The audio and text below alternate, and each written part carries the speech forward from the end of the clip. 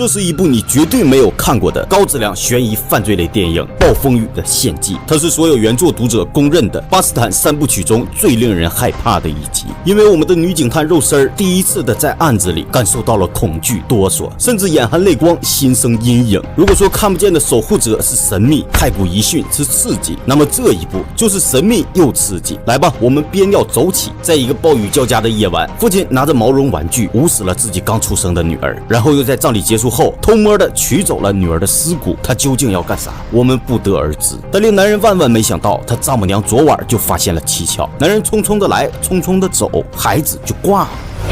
Valentina Esparza, we just want to talk to you, all right? Hey, come back. Stop now. 最终，男人被绕后的肉丝